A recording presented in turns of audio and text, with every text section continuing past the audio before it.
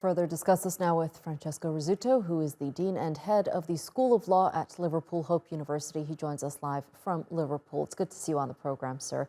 Now, the Italian Prime Minister, Giorgia Meloni, has called on the EU to do more in helping Italy, in particular, tackle illegal migration. What exactly are authorities dealing with there on islands like Lampedusa? Good evening. Well, they are not dealing with it because it's overwhelming them. And that's the reality of the situation. By the way, since midnight, nearly 2,000 people had arrived sometime this morning, according to the Italian media. We're just not coping, or the Italians are not coping. And to be absolutely candid, the European Union, for all the talk of agreements, apparently there was an agreement on how to deal with this problem, can do very little, has done very little. To boot, the Italian government was even reticent to criticize the Poles in particular and the Hungarians who vetoed or were trying to block the agreement, such as it was that was arrived at a couple of months ago. So the situation is dire.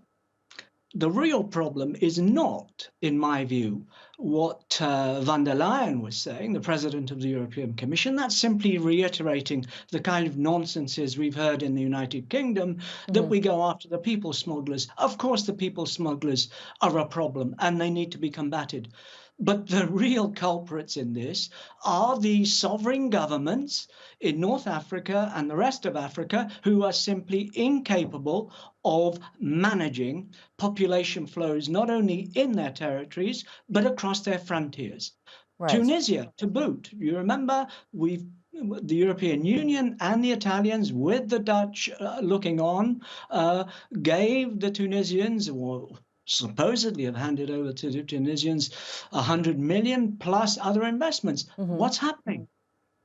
Right. Let me repeat some of what Ursula von der Leyen said. She said, our legislations are over 20 years old. They need an urgent update. So we need a new legislation, new government structure. We need strong law enforcement, prosecution, and more prominent for our agencies. But how are they going to do this in a way where they're going to ensure the safety of both the migrants and address the security concerns of the countries that are bearing the brunt of this crisis?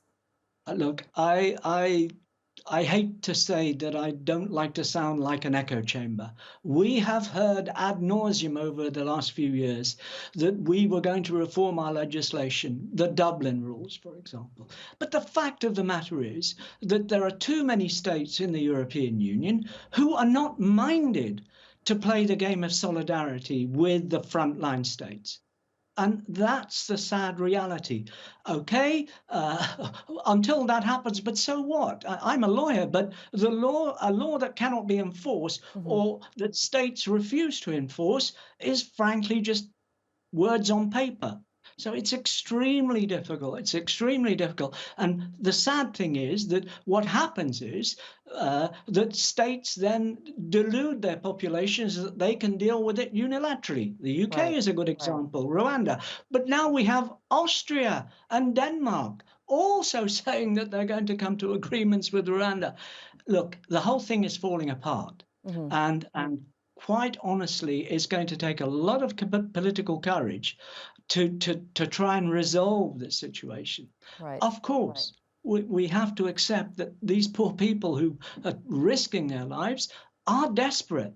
They are desperate for a better life and improved life, an improved economic life. Well, until we find a resolution, as you mentioned, like the UN Human Rights Chief said, more and more migrants are going to die unnoticed. And unfortunately, that's the reality of this crisis. Francesco Rizzuto, unfortunately, that's all the time I have left. It was a pleasure speaking to you.